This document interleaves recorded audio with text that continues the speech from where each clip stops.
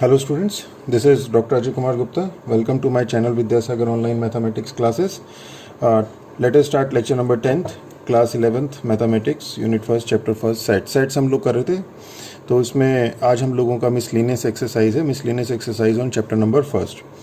तो अब हम इसे स्टार्ट करते हैं. तो क्वेश्चन नंबर 1st क्या कहता है कि decide among the following set which sets are subset of one and another. हमें बताना है कि कौन सा सेट दूसरे का सबसेट है.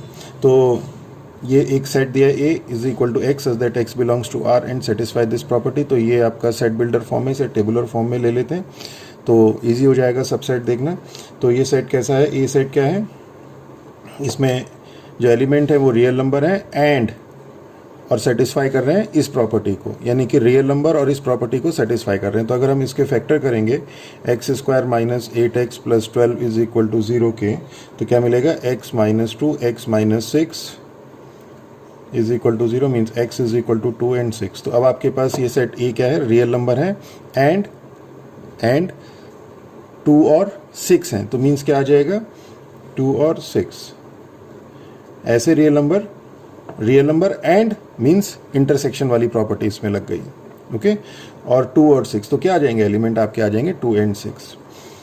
ये बहुत डिटेल में मैं आपको बता भी चुका हूँ. और बी आपका सेट है 2 4 6, सी आपका सेट है 2 4 6 8 और डी आपका सेट है 6. अब हमें बताना है कि कौन सा किसका सबसेट है.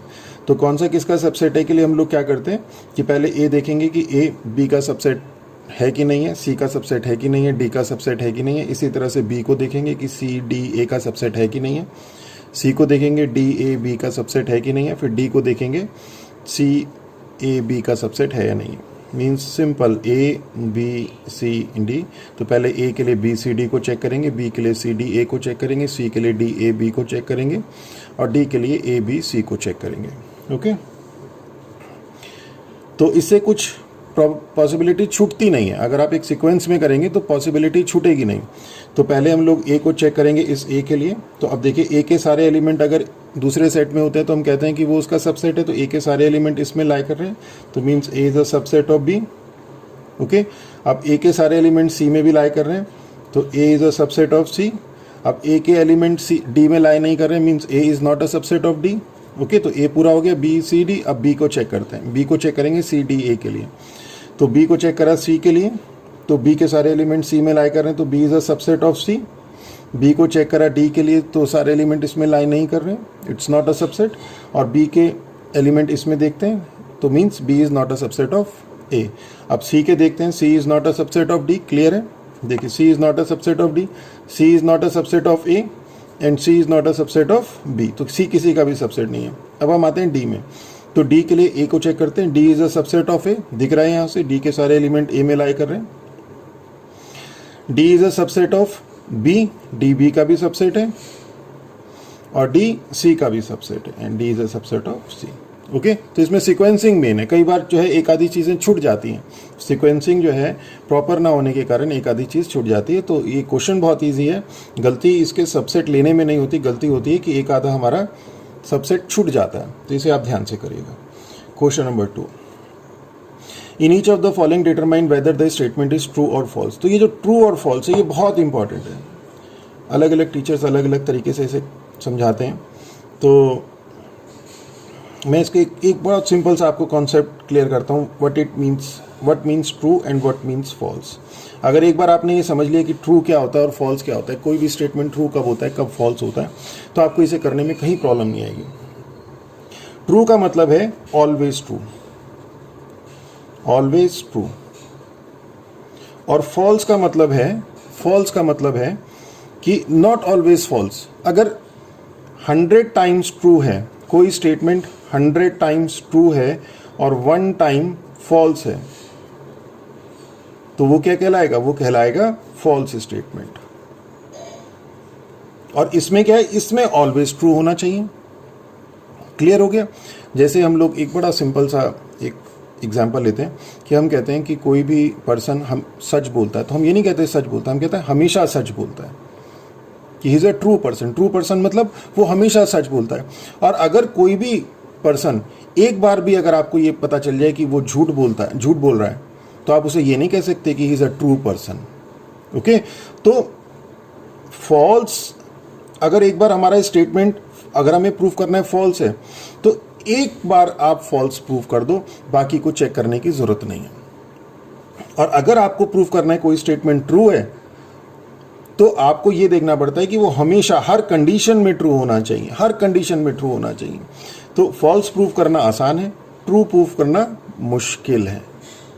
ओके, तो क्लियर हो गया कि अगर कोई स्टेटमेंट ट्रू है तो वो हमेशा ट्रू होना चाहिए, और अगर कोई स्टेटमेंट फॉल्स है, अगर एक बार भी आपका किसी तरह से कोई एग्जांपल लेके, इसे हम एग्जांपल लेके करेंगे क्वेश्चन को, अगर एक बार भी एग्जांपल लेके आपका ये आ गया कि स्टेटमेंट इज फॉल्स, तो आपको कुछ और करने की जरूरत नहीं है, आप सीधा लिखेंगे the statement is false, example आपने दे दिया, एग्जाम्पल देना है इसका। और अगर आपका स्टेटमेंट आ गया ट्रू, तो आपको ये देखना पड़ेगा कि वो हमेशा ट्रू रहे, मतलब फिर उसमें आपको अलग अलग तरीके से सोच के ये देखना पड़ेगा कि कोई ऐसी पॉसिबिलिटी तो नहीं आ रही जिससे ये फॉल्स हो जाए। ओके, तो ये बहुत इजी है, बहुत इजी है, सिर्फ एक बार ये समझना है। अब हम चलते हैं फर्स्ट क्वेश्चन पे। ये दिया if x belongs to a and a belongs to b, then x belongs to b। हमें ये प्रूफ करना है। तो हमने क्या करा, ये कहता है कि a का कोई एलिमेंट है और ए बी का एलिमेंट है। देखिए ए बी का एलिमेंट है, ए बी का एलिमेंट है, मतलब ए है तो सेट, पर बी का एलिमेंट है। कैसे होगा, किस तरह से हो सकता है, हमने पावर सेट पढ़े थे, ए एक हमारे पास सेट है 1 2, तो पावर सेट ऑफ ए में क्या आ गया था हमारा एलिमेंट 5 1 2 और 1 2। ओके, तो देखिए ये सारे ये क्या है, ए बिलोंग्स टू बी, तो सपोज ये बी है। ओके, और ये पावर सेट ऑफ बी है। तो ये एक आपके पास एलिमेंट है ए, सेट की फॉर्म में, इसलिए कैपिटल लेटर से हम लोगों ने इसे डिनोट किया। पर ए क्या है, A belongs to B. A क्या कर रहा है, ए बिलोंग्स टू नहीं, A belongs to, this is a set C, A belongs to C. तो ये वाला जो सेट है, ये किसका सेट है, ये किसका एलिमेंट है, ये सी का एलिमेंट है। तो मीन्स हमारे पास ऐसे सेट हो सकते हैं जिसके जो एलिमेंट हैं वो क्या होंगे, वो सेट्स होंगे। तो यहाँ पे इसी तरह का है, ये सेट की फॉर्म में है पर ये इसका एलिमेंट है। तो हम लोगों ने ए एक सेट ले लिया 1 2। ओके, अब बी क्या होगा, बी एक सेट होगा जिसके अंदर ये ए लाई करेगा, जिसके अंदर ये ए लाई करेगा, मीन्स 1 2, और बाकी के और एलिमेंट होंगे 2 3 हो सकते हैं, 4 हो सकते हैं, 2 3 4 कुछ भी हो सकते हैं। अब हमें देखना है कि x b को बिलोंग कर रहा है कि नहीं कर रहा है। x क्या है, x आर्बिट्रेरी एलिमेंट है a का मतलब x 1 हो सकता है, x 2 हो सकता है, x इसमें अगर हमने और एलिमेंट ले लिए 3 4 5 6 तो वो भी हो सकता है। तो x एक आर्बिट्रेरी एलिमेंट है a का। तो अब देखिए ये आर्बिट्रेरी एलिमेंट क्या b को बिलोंग कर रहा है, 1 क्या b को बिलोंग कर रहा है, नहीं। क्या 2 b को बिलोंग कर रहा है, यस। तो 2 तो b को बिलोंग कर रहा है, यानी कि स्टेटमेंट 2 के लिए तो ट्रू है, पर 1 के लिए फॉल्स है, 1 के लिए। और मैंने क्या कहा कि अगर कोई स्टेटमेंट एक बार भी फॉल्स हो गया तो वो हमेशा फॉल्स होगा। तो here x does not belongs to b। x क्या कर रहा है, b को बिलोंग नहीं कर रहा है, thus x belongs to b is false. Clear हो गया।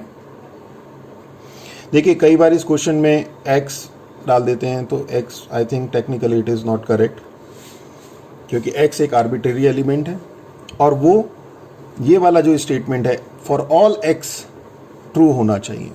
ओके, और ट्रू और फॉल्स की मैंने आपको कंडीशन बता दी कि फॉल्स के लिए अगर एक बार भी फॉल्स तो वो फॉल्स स्टेटमेंट कहलाएगा, ट्रू के लिए हमेशा ट्रू होना चाहिए।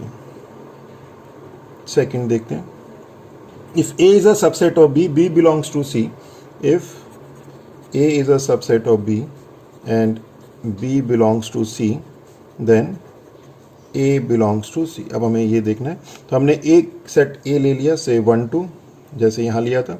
b, अब b क्या कर रहा है, c को बिलोंग, पहले तो b एक सेट ले लेते हैं, a सबसेट है b का, यानी इसके सारे एलिमेंट b में लाई करेंगे। देखिए a यहाँ पे तो a बिलोंग्स टू b था, इसलिए ये पूरा का पूरा इसके अंदर आ गया था। यहाँ पे ए सबसेट है बी का, यानी कि इसके जो एलिमेंट हैं वो बी में लाई करेंगे, यानी कि बी के अंदर कौन से एलिमेंट होंगे, 1 2 तो होंगे ही होंगे, और भी कोई एलिमेंट होंगे, सपोज 3 4। एक सेट सी है हमारे पास, सी में क्या है, सी में बी एक एलिमेंट है, यानी कि ये बी जो है एक एलिमेंट है, यानी कि 1 2 3 4 ये एक एलिमेंट है, और बाकी के और एलिमेंट होंगे सपोज 5 6 कुछ भी हो सकते हैं। अब हमें देखना है कि क्या ए सी को बिलोंग कर रहा है, यानी ए क्या सी के अंदर लाई कर रहा है, तो ए क्या है आपका, ए 1 2 है, क्या ये 1 2 एलिमेंट इसके अंदर लाई कर रहा है, ए 1 2 इसके अंदर एलिमेंट है ही नहीं। ये 1 2 3 4 ये 1 2 नहीं है, ये 1 2 3 4 एक एलिमेंट है, ये पूरी एक यूनिट है, इसको आप अलग अलग नहीं कर सकते। तो ये 1 2 जो है, ये पूरा 1 2, ये 1 2 इसके अंदर लाई नहीं कर रहा। जैसे 5 है, अगर यहाँ पे 5 की जगह 1 2 आता तब ये बिलोंग करता। ओके, तो here A does not belongs to C, thus A belongs to C is false। Okay, और एक बार फॉल्स हो गया तो हमें कुछ और देखने की जरूरत ही नहीं है। ट्रू होता तो फिर हम आगे चलते, आगे सोचते इसके बारे में कि क्या है। अब नेक्स्ट क्वेश्चन करते हैं, पेज नंबर 2, क्वेश्चन 3rd, कि if A is a subset of B and B is a subset of C, then A is a subset of C। Okay, तो फिर हमने ले लिया A एक सेट ले लिया 1 2, B एक सेट ले लिया 1 2 3 4, और C एक सेट ले लिया, B C का सबसेट है, यानी कि इसके सारे एलिमेंट C के अंदर लाई करेंगे, तो 1 2 3 4 तो लाई करेंगे ही, हमने 5 और 6 ले लिया। ओके, अब हमें बताना है कि क्या A C का सबसेट है, क्या A के सारे एलिमेंट C में लाई कर रहे हैं, तो देखो A के सारे एलिमेंट C में लाई कर रहे हैं, तो here A is a subset of C। तो मीन्स क्या है, ये ट्रू स्टेटमेंट है। ओके, और इसे हम लोग जैसे मैंने बताया था ट्रू है तो एक दो बार चेक कर लेते हैं कि कोई ऐसी पॉसिबिलिटी तो नहीं आ रही है जिसमें फॉल्स हो जाए।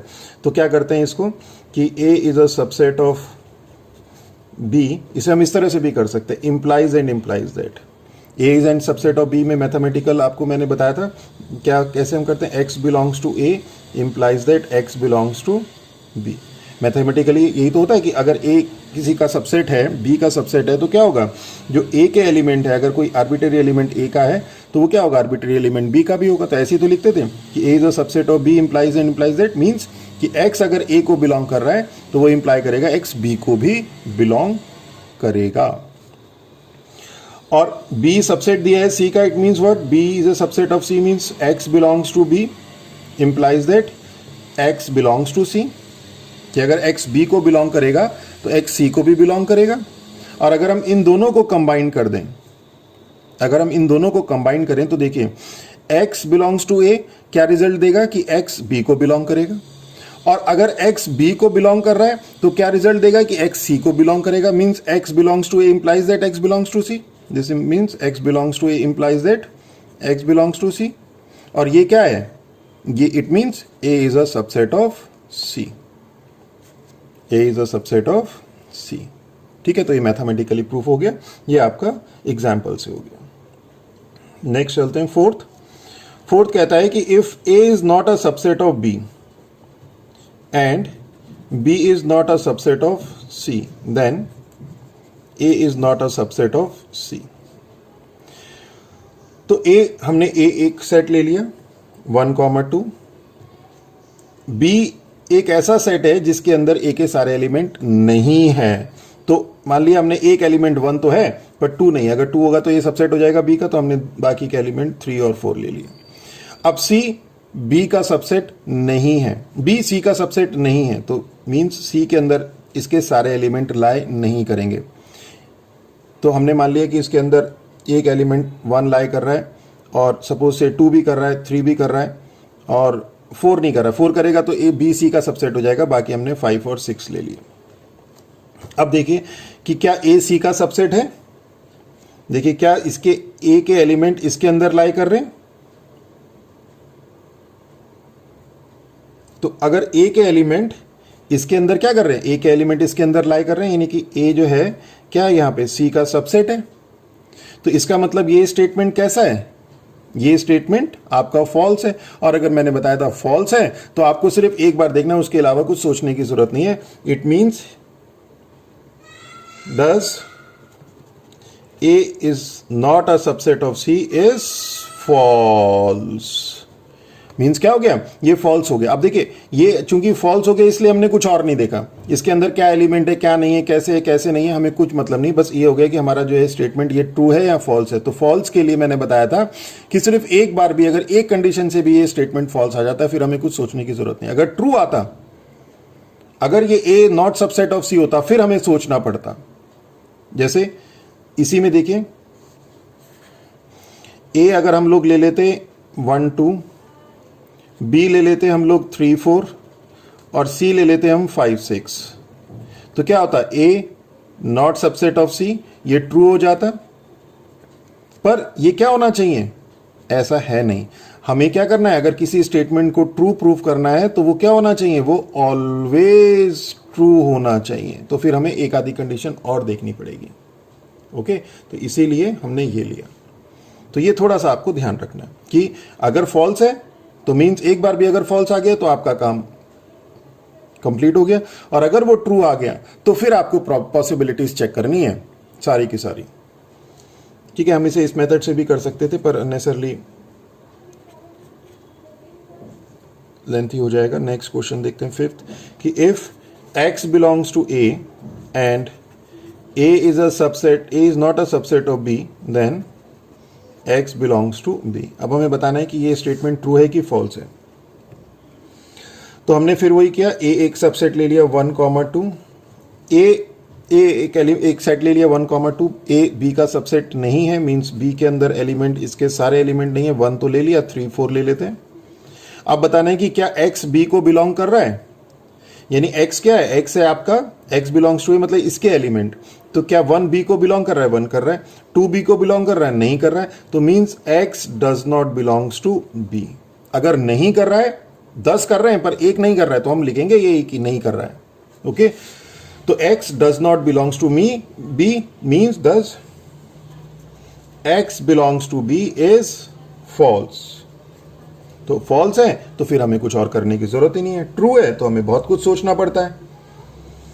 सिक्स्थ, कि if a is a subset of b, a is a subset of b and x does not belongs to b, then x does not belongs to a, and x does not belongs to b, then x does not belongs to a। तो इसमें हम फिर वही a एक set ले लेते हैं 1 2, b a b का सबसेट है तो 1 2 3 4 होगा। x does not belongs to b, यानी कि ये जो है क्या कर रहा है, इसके जो एलिमेंट है x does not belongs to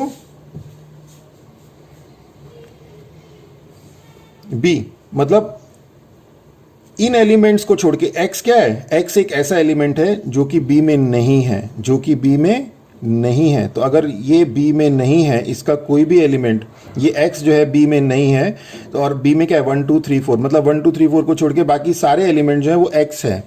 x उसमें से कोई सा भी एलिमेंट हो सकता है। तो अगर x b में नहीं है तो x क्या a में होगा, नहीं होगा, क्योंकि a में तो वही एलिमेंट है जो b में है। तो means here x does not belongs to a, तो means thus x does not belongs to a is true। अब ये ट्रू है तो इसे एक बार देख लेते हैं, इसे मैथमेटिकली भी समझ लेते हैं।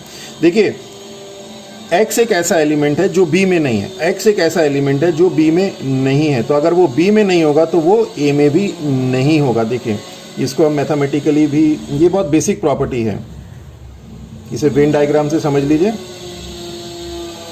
कि ये a हो गया और ये b हो गया, तो a b का सबसेट है। तो अगर कोई एलिमेंट b में ही नहीं है, अगर कोई एलिमेंट b में ही नहीं है, इस b में ही नहीं है, तो वो क्या होगा, वो b में नहीं है मतलब यहाँ कहीं होगा, तो वो a में भी नहीं होगा। तो यही इसमें भी है, x does not belongs to a, और ये ट्रू है। और ये हमेशा ध्यान रखिए, a is a subset of b, इसे यहाँ लिख लेते हैं, A is a subset of B, इसको हम जब मैथमेटिकली लिखते हैं तो this implies x belongs to A implies that x belongs to B. Okay, और या फिर हम इसे ऐसे भी लिखते हैं कि X does not belongs to B implies that x does not belongs to a। यही तो मीनिंग हो गया कि अगर x b को बिलोंग नहीं करेगा तो x a को भी बिलोंग नहीं करेगा। अगर b के अंदर ही नहीं है, b क्या है, पूरा ये जिसके अंदर खुद a है, तो अगर x b में नहीं होगा तो x मीन्स कहाँ होगा, यहां होगा, तो x a में भी नहीं होगा। तो यही है। तो दो तरह से लिखते हैं, एक इस तरह से और एक इस तरह से। तो ये एक यूनिवर्सल स्टेटमेंट है। ओके, तो this is your question number 6। ये आपका क्वेश्चन नंबर 6 आ गया। ओके, अब हम चलते हैं क्वेश्चन नंबर 3 में कि let A B and C be the set such that A union B is equal to A union C and A intersection B is equal to A intersection C, show that B is equal to C. इसमें हम लोग page बदल लेते हैं। Question number 3।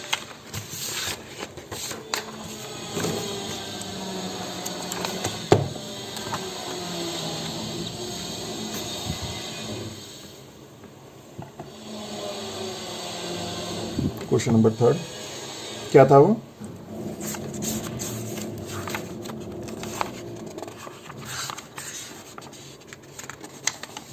ये if A B C be the set such that A union B is equal to A union C and A intersection B is equal to A intersection C, show that B is equal to C. तो 3 में क्या दिया है, A union B is equal to A union C and A intersection B is equal to A intersection C, show करना है B is equal to C. Okay, तो इसके लिए कुछ नोट पॉइंट देखेगा। एक तो यहाँ पे हम यूज करेंगे डिस्ट्रीब्यूटिव प्रॉपर्टी।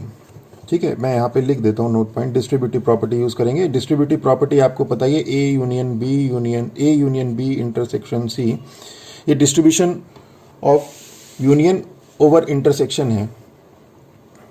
तो क्या हो जाता है, A union B intersection A union C. इसी का एक आता है distribution of intersection over union, ये डिस्ट्रीब्यूटिव लॉ है, is equal to A intersection B union A intersection C.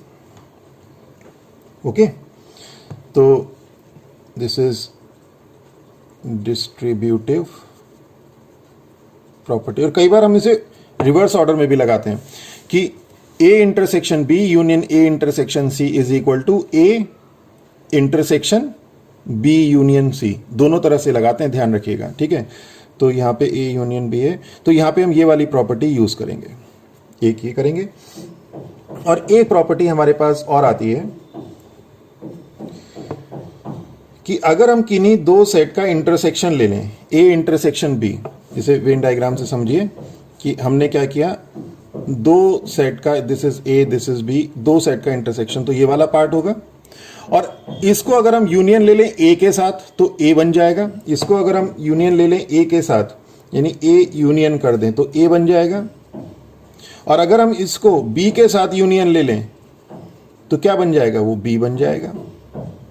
Okay, clear हो गया। अगर हम इस वाले पार्ट को इसके साथ यूनियन ले लें तो वो ए बन जाएगा, और इसके साथ यूनियन ले लें तो वो क्या बन जाएगा, बी बन जाएगा। यानी कि दो सेट का अगर इंटरसेक्शन है और उसका यूनियन जिस भी सेट के साथ लेंगे वो वही सेट बन जाएगा। इसी तरह से सेकंड प्रॉपर्टी इसमें आती है कि अगर हम ए यूनियन बी ले लें, ए यूनियन बी क्या हो जाएगा, ए यूनियन बी पूरा सेट हो जाएगा, ये वाला ये हो जाएगा।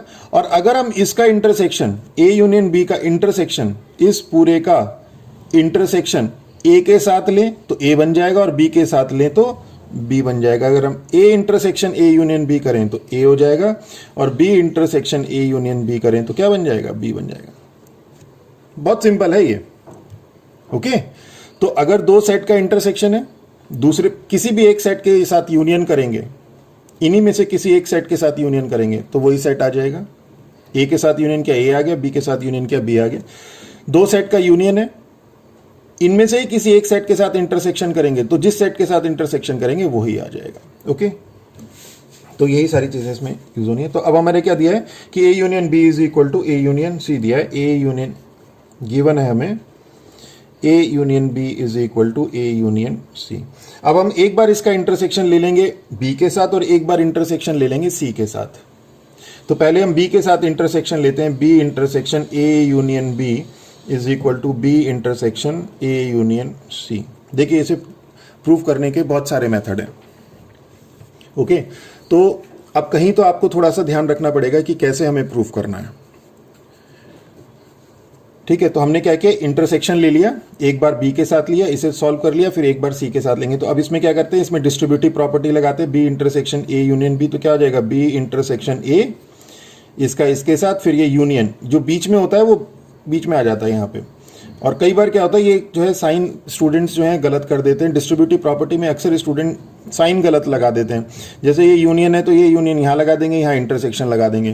तो इसको ध्यान रखिएगा कि ब्रैकेट के अंदर जो दो सेट का बीच में साइन है वो साइन जो है इन दोनों ब्रैकेट के बीच में आता है। Okay, B intersection A union B intersection B is equal to B intersection A union B intersection C.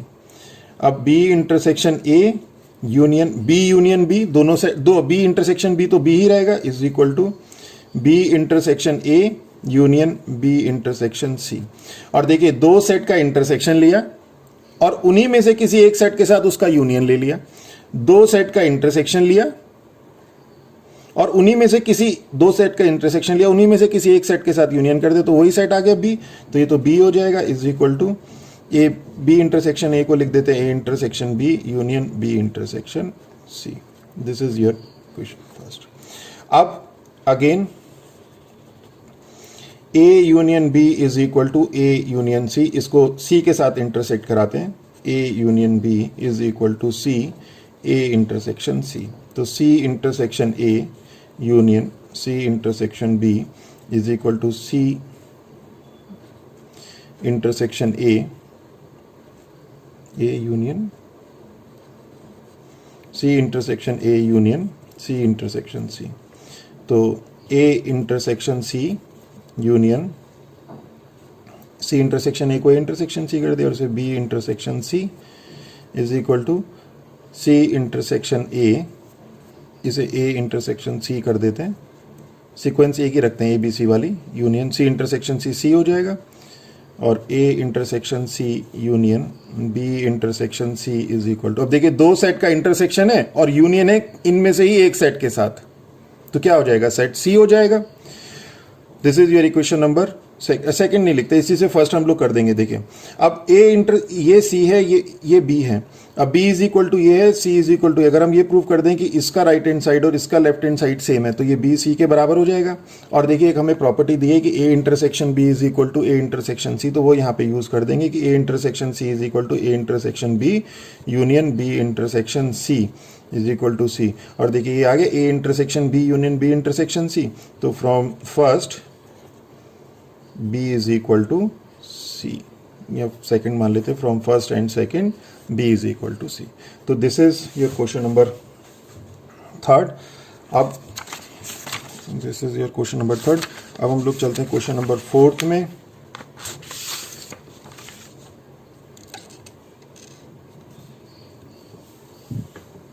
Page number fourth. तो क्वेश्चन नंबर फोर्थ क्या कहता है, show that the following four condition are equivalent. तो a subset है b का, a minus B is equal to 5, मतलब ये सारी कंडीशन a माइनस बी। देखिए डिफरेंस ऑपरेटर आपके सिलेबस में इस बार 2021 के लिए रिड्यूस सिलेबस में है। ये करवाने का सिर्फ एक ही कारण है कि जो स्टूडेंट्स कॉम्पिटिटिव एग्ज़ाम की प्रिपरेशन करना चाहते हैं वो ये कर लें, क्योंकि अल्टीमेटली तो उनको करना ही पड़ेगा। और जिनको सिर्फ 11th की प्रिपरेशन करनी है वो इसे छोड़ सकते हैं। तो क्वेश्चन नंबर फोर्थ का, अब हमें इनको क्या करना है, इनको इक्विवेलेंट प्रूफ करना है। तो इक्विवेलेंट प्रूफ करने के लिए क्या करेंगे, पहले फर्स्ट और सेकंड कंडीशन को इक्विवेलेंट कर देंगे, इससे ये कंडीशन आती है। फिर फर्स्ट और थर्ड को ले लेंगे, फिर फर्स्ट और फोर्थ को ले लेंगे और एक कंडीशन को यूज करके दूसरी कंडीशन को प्रूफ कर देंगे तो क्या हो जाएगा, वो इक्विवेलेंट कंडीशन आ जाएगी। इक्विवेलेंट के लिए क्या करना होता है कि दो कंडीशन इक्विवेलेंट है तो फर्स्ट कंडीशन को यूज, फर्स्ट और सेकंड को, फर्स्ट को लेके और सेकंड को यूज करके अगर सेकंड आ जाती है हमारी तो हम कहते हैं कि वो फर्स्ट और सेकंड क्या इक्विवेलेंट है। तो यहाँ पे फर्स्ट कंडीशन है हमारे पास A is a subset of B और सेकंड कंडीशन है A minus B is equal to 5। तो और ये वाला जो है रिड्यूस आउट ऑफ सिलेबस है, out of syllabus for 2021। Okay, तो A is a subset of B implies that A minus B is equal to 5। तो इसके लिए क्या करेंगे कि A सबसेट है B का, A is a subset of B implies that, ये implies and implies that क्या होता है कि X belongs to A and X implies that X belongs to B। यही तो होता है कि A सबसेट है B का मतलब X, अगर इसके जो भी एलिमेंट होंगे वो क्या होंगे, इसमें लाई करेंगे और मैथमेटिकली हम इसे ऐसे लिखते हैं कि X belongs to A implies that X belongs to B। तो अगर X A को बिलोंग कर रहा है, अगर X A को बिलोंग कर रहा है और it implies that X B को भी बिलोंग करेगा, X इसके अंदर कोई एक एलिमेंट है तो वो क्या होगा, X इसको भी बिलोंग करेगा, B को भी बिलोंग करेगा। इट मीन्स व्हाट, तो थोड़ा सोचिए कि it means there does not exist, कोई भी ऐसा एलिमेंट एग्जिस्ट नहीं करेगा, इसे ये है symbol there does not exist का। There does not exist any element X such that, कोई भी एलिमेंट नहीं लाई करेगा, किस तरह की कंडीशन की, किस तरह की प्रॉपर्टी वाला, कि जो X A को तो बिलोंग कर रहा हो and X does not belongs to B, कि X A को तो बिलोंग कर रहा हो पर X B को बिलोंग नहीं कर रहा हो, इस तरह का कोई भी एलिमेंट इसमें नहीं होगा। I think it is clear. Means this implies X belongs to A and X does not belongs to B। ये किसकी प्रॉपर्टी होती है अगर आप इसे पढ़ें तो it means this is A minus B, this is the element of A minus B। X belongs to A and X does not belongs to B में कौन से एलिमेंट आते हैं, A माइनस B। अब क्योंकि इस तरह के कोई भी एलिमेंट बिलोंग नहीं कर रहे हैं, इस तरह के कोई एलिमेंट एग्जिस्ट नहीं कर रहे, means A minus B does not contain any element. It means A minus B is equal to 5। A minus B का मतलब क्या होता है, देखिए A minus X belongs to A minus B, कैसे लिखते हैं, ये लिखते हैं X belongs to A and X does not belongs to B। यही तो था, मैथमेटिकली आपको बताया था। क्लियर हो गया। तो this is your first and second ले लिया। अब हम इसका ये A पार्ट मान लेते हैं इसको, अब हम B पार्ट लेते हैं, second and first A is a subset of B और थर्ड ले लेते हैं A union B is equal to B। तो A union B is equal to B से हम लोग इसे करते हैं, तो let X belongs to A, अगर X A को बिलोंग कर रहा है इंप्लाइज दैट मीन्स व्हाट, अगर X A को, A सबसेट है B का, देखिए A सबसेट है B का, और अगर X A को बिलोंग कर रहा है तो X क्या करेगा, तो X A यूनियन B को भी बिलोंग करेगा।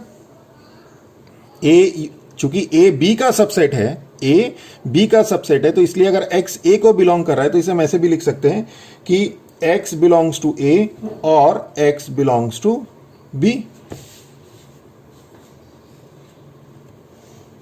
ये तो मैंने आपको डायरेक्ट बता दिया था, पर अब इसे प्रूफ कैसे करेंगे वो देखिए कि अगर कोई सेट A को बिलोंग कर रहा है, अगर कोई सेट, मान लीजिए हम लोग ओवरलैपिंग है हमारे पास, तो अगर कोई सेट A को बिलोंग कर रहा है, सिर्फ यहां पे बिलोंग कर रहा है, तो इसके A यूनियन B को भी बिलोंग, हमें तो ये प्रूफ करना है, ऐसा प्रूफ करना है हमें, पर हमने मान लिया कि हमारे पास ओवरलैपिंग है, A B का सबसेट नहीं है, हमें तो अभी पता ही नहीं कि A B का सबसेट है या नहीं है, तो हमने क्या मान लिया कि X अगर A को बिलोंग कर रहा है तो X क्या करेगा, A को बिलोंग करेगा या फिर B को बिलोंग करेगा, X बिलोंग्स टू A और X belongs to B।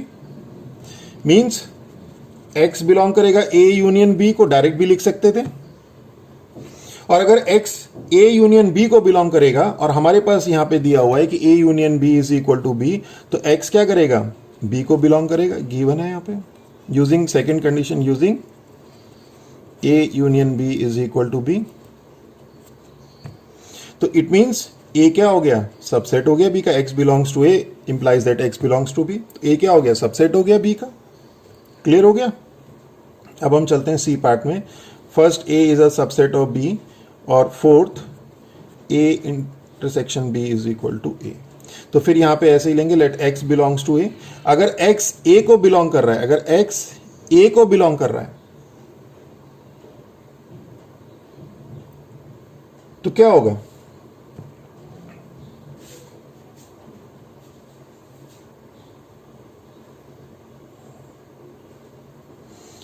x belongs to A intersection B. और अगर x ए इंटरसेक्शन बी को बिलोंग कर रहा है, क्यों, since A intersection B is equal to A. देखिए ए इंटरसेक्शन बी ए के बराबर है, ए इंटरसेक्शन बी, तो ए अगर x ए को बिलोंग कर रहा है तो x ए इंटरसेक्शन बी को भी बिलोंग करेगा।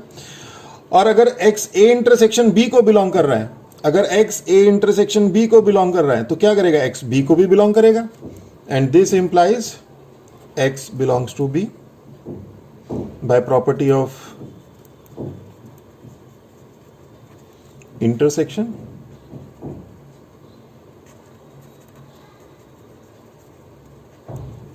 ओके तो ये क्या आ गया, ए सबसेट हो गया बी का। क्लियर हो गया। तो देखिए हमने क्या लिया, x ए का एक एलिमेंट लिया। अब चूंकि अगर x ए का एलिमेंट है और ए इंटरसेक्शन बी ए के बराबर है, तो अगर x ए का एलिमेंट है तो ए इंटरसेक्शन बी का भी एलिमेंट होगा, x belongs to A intersection B. और अगर x ए इंटरसेक्शन बी को बिलोंग कर रहा है तो हम लोगों ने सेट की प्रॉपर्टी लगा दी इंटरसेक्शन की कि x बी को बिलोंग करेगा, और x बी को बिलोंग कर रहा है, x ए को बिलोंग करने के बाद x बी को बिलोंग करना हमने प्रूव कर दिया, तो ए सबसेट हो गया बी का। तो this is your question number 4। अब हम चलते हैं क्वेश्चन नंबर 5 पे। ये आपका 2021 के लिए रिड्यूस्ड सिलेबस का पार्ट था। ठीक है। अब ये if A is a subset of B then C minus B। अब ये भी जो है आपका 2021 के लिए रिड्यूस्ड सिलेबस का पार्ट है। तो जो स्टूडेंट करना चाहे कर ले और जो नहीं करना चाहे तो if A is a subset of B, if A is a subset of B, then C minus B is a subset of C minus A। ये हमें प्रूव करना है। तो क्या करेंगे हम इसमें कि लेट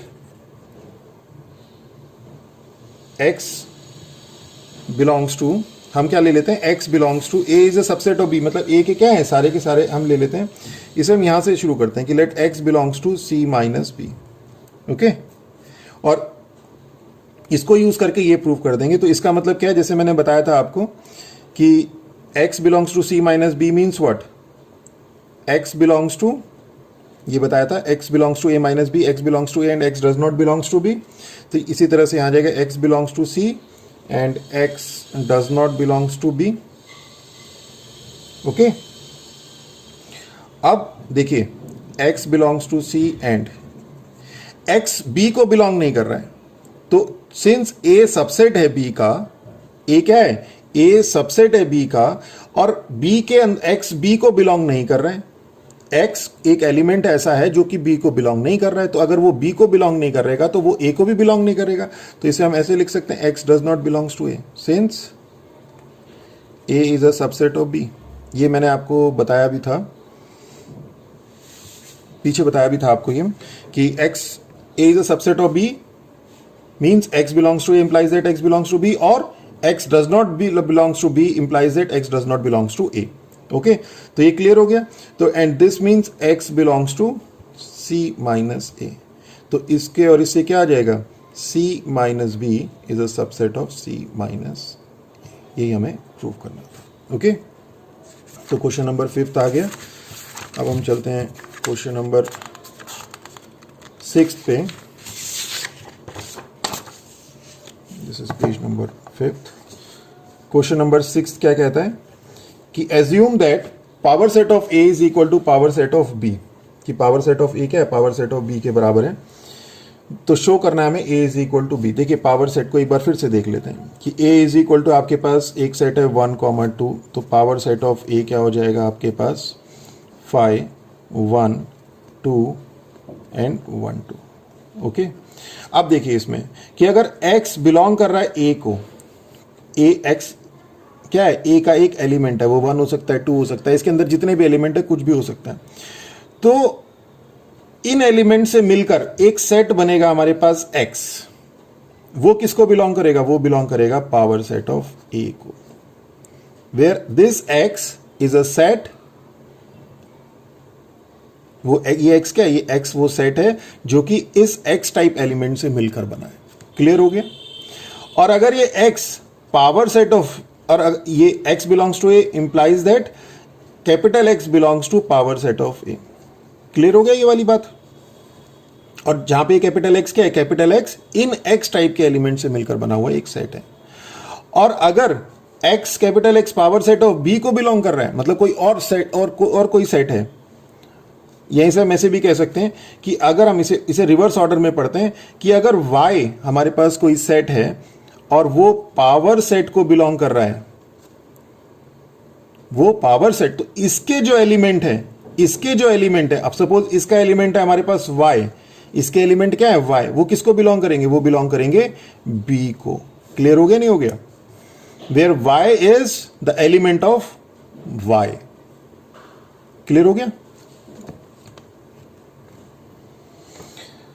तो हम यहां पे क्या ले लेते हैं कि power set of a is equal to power set of b। तो हमें प्रूव करना है show a is equal to b। Okay, तो to prove a is equal to b, we have to prove a is a subset of b and b is a subset of a। ये property होती है equal set की। हम क्या मान लेते हैं कि let x belongs to a, कि x क्या है, a को बिलोंग कर रहा है, then there exist subset of a से x। इस a का सबसेट होगा से x सच दैट क्या होगा, वो x क्या करेगा, बिलोंग करेगा पावर सेट ऑफ a को। यही तो बताया कि अगर a हमारे पास एक सेट है तो क्या होगा, सबसेट होगा a का, ये सारे सबसेट ही तो है a का, और वो सबसेट क्या करेगा, वो पावर सेट ऑफ a को बिलोंग करेगा। अब x belongs to power set of a, x belongs to power set of b, क्यों, गिवन है हमारे पास power set of a is equal to power set of b। तो अगर x power set of b को belong कर रहा है, इट मींस इसके जो एलिमेंट है वो b को बिलोंग करेंगे। मींस दिस इंप्लाइज कि x belongs to power set of, sorry for interruption, basically call आ गई और उसमें उसे डिस्कनेक्ट करते हुए ये वीडियो बनने भी बंद हो गई और आई वॉज नॉट अवेयर, मुझे लगा कि ये वीडियो बन रही है। तो ये थोड़ा सा ही पार्ट रह गया, मैं इसे आपको एक से एक्सप्लेन कर देता हूँ। तो हम लोग यहाँ पे पहुँच चुके थे कि x जो है, अगर x belongs to a then there exist subset of a से x such that x belongs to power set of a। Means हमारे पास एक ऐसा सेट एग्जिस्ट करेगा जो कि एलिमेंट होगा किसका, पावर सेट ऑफ ए का। और चूंकि दिया हुआ है गिवन क्या है, power set of A power set of B है, तो क्या हो जाएगा, अगर x power set of B को बिलोंग कर रहा है तो इसके जो एलिमेंट्स हैं वो b को बिलोंग करेंगे। तो इसके एलिमेंट x हैं, हमने क्या लिया था, x जो है a को बिलोंग कर रहा है, तो कैपिटल X हमने इसी के एलिमेंट से बना हुआ एक सेट माना था। तो इसके जो एलिमेंट है मींस x, वो पावर सेट वो b को बिलोंग करेंगे। तो यहां से आगे, तो अगर x belongs to a implies that x belongs to b means a is a subset of b। अब हम इसी तरह से ले लेते हैं कि y जो है y बिलोंग कर रहा है b को। तो अगर y b का एक एलिमेंट है तो हमारे पास सबसेट होगा b का, b के बहुत सारे सबसेट होंगे और वो सबसेट किस एलिमेंट से, y टाइप के एलिमेंट से मिलकर बने होंगे। हम लोगों ने वो एक मान लिया कैपिटल Y सच दैट कि capital Y belongs to power set of b। ऐसे ही था ना, a ये हो गया, पावर सेट ऑफ a हो गया। तो इसके जो एलिमेंट्स हैं, जो ये वाले जो सेट हैं, अगर ये सेट इसको बिलोंग कर रहे हैं तो ये जिन एलिमेंट से मिलकर बना है वो इसको बिलोंग करेगा। तो y capital Y belongs to power set of B। अब पावर सेट ऑफ B क्या दे रखा है, पावर सेट ऑफ A के बराबर दे रखा है, पावर सेट ऑफ A हो गया और capital Y power set of A के बराबर है। तो ये जिन एलिमेंट से मिलकर बना है, किस टाइप के एलिमेंट से मिलकर बना है, वो Y टाइप के एलिमेंट से बना है। वो किसको बिलोंग करेंगे, वो A को बिलोंग करेंगे। Means y belongs to A implies that y belongs to A means what, कि B is a subset of A। तो फर्स्ट और सेकंड से हमारा क्या आ गया, from first and second A is equal to B आ गया। तो this is what we have to prove. Okay, अब नेक्स्ट क्वेश्चन सेवंथ है, पावर, ये बहुत इजी क्वेश्चन है। तो power set of A union power set of B is equal to power set of A union B। तो A हम लोगों ने एक सेट ले लिया 1, 2, B ले लिया 2, 3, A यूनियन B हो गया 1, 2, 3। तो power set of A 5, 1, 2, 1, 2, power set of B 5, 2, 3, 2, 3 ये आ गया। और A यूनियन B 5, 1, फिर 2, फिर 3 से बना एक सेट, फिर 1, 2, 1, 3, 2, 3, फिर 1, 2, 3, इस तरह से total 8 element 2 raise to the power 3, 8 element इसमें आ गए। इसमें 2 रेज टू द पावर 2, इसमें 2 रेज टू द पावर 2। तो वैसे भी देख लो, इसमें 2 raise to the power 2 4 element है, इसमें 4 एलिमेंट, इसमें 4 एलिमेंट है, इसमें 4 एलिमेंट है। अब हम देखना है power set of A union power set of B is equal to power set of A union B है कि नहीं। तो देखो, तो power set of A union power set of B ले लेते हैं। तो 5 आ जाएगा, 1, 2 आ जाएगा, 1, 2 आ जाएगा, 5 और 2 आ चुका है, 3 आ जाएगा और 2, 3 आ जाएगा। तो power set of A union power set of B में कितने एलिमेंट हो गए, 1, 2, 3, 4, 5, 6। And this power set of A union B is not equal to power set of A union power set of B is not equal to power set of A union B। Therefore the statement is false. तो this is your question number 7। और next lecture में इसके miscellaneous exercise के next जो बाकी के question remaining questions वो करेंगे। और मेरा लेक्चर अगर आप लोगों को अच्छा लगा हो तो मेरे चैनल को सब्सक्राइब करिए, विद्यासागर ऑनलाइन मैथमेटिक्स क्लासेस को, और अपने फ्रेंड्स के साथ शेयर करिए। और कोई कमेंट, अगर कोई आपके डाउट हैं तो कमेंट बॉक्स में लिखिए, हम लोग कोशिश करेंगे आपके कमेंट्स को रिप्लाई करें। और इसके अलावा अगर आपको नोट्स की रिक्वायरमेंट है तो आप कमेंट बॉक्स में अपना रिक्वायरमेंट भेजिए, तो हम लोग कोशिश करेंगे सॉफ्ट कॉपी में आपको नोट्स भी प्रोवाइड कराएं। With that all, thank you.